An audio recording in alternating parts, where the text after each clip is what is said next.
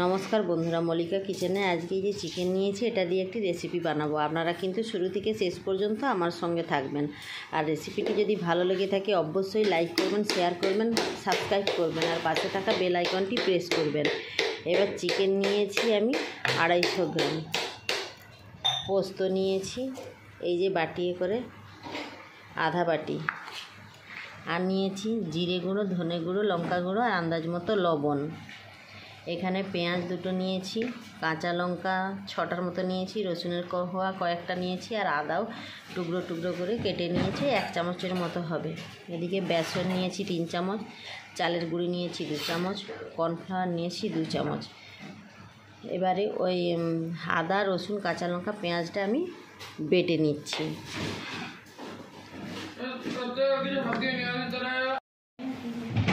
আর কিন্তু তিলও নিয়েছি আধা বাটি।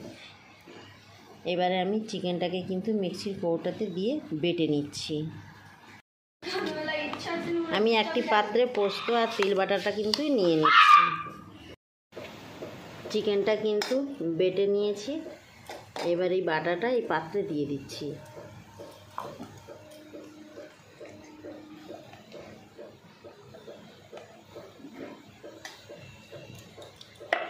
আর এই যে আদা, রসুন, পেঁয়াজ, কাঁচা লঙ্কা বেটেছিলাম সেই বাটাটাও দিয়ে দিলাম। এবারে আন্দাজ মতো লবণ, ওই লঙ্কা গুঁড়ো, জিরে গুঁড়ো সব এইগুলো দিয়ে দিচ্ছি।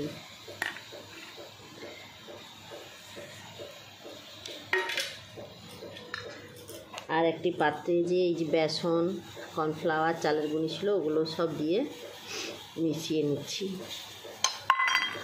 এবার ওটাকে একটু আমি ফেটে নিচ্ছি। আমি কিন্তু একটু হলুদের গুঁড়ো দিয়ে দিচ্ছি, দিয়ে ওটা মিশিয়ে নিচ্ছি। কড়াটা বসিয়ে দিয়েছি, তেলটাও দিয়ে দিয়েছিলাম, গরমও হয়ে গেছে।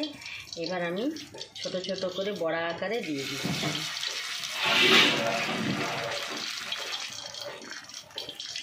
এইভাবে সব বড়াগুলো দিয়ে দিচ্ছি।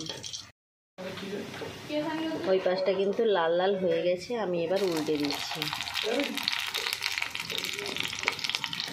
সবগুলো এভাবে উল্টে দিচ্ছি।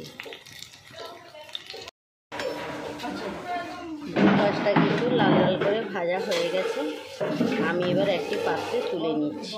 এইভাবে কিন্তু ভেজে নিয়েছি। আমি কিন্তু একটা পাত্রে নামিয়ে নিয়েছি আর একটু কাসুন্দি নিয়েছি। এবার আমি কিন্তু নিজে খেয়ে টেস্ট করে বলবো কেমন হয়েছে।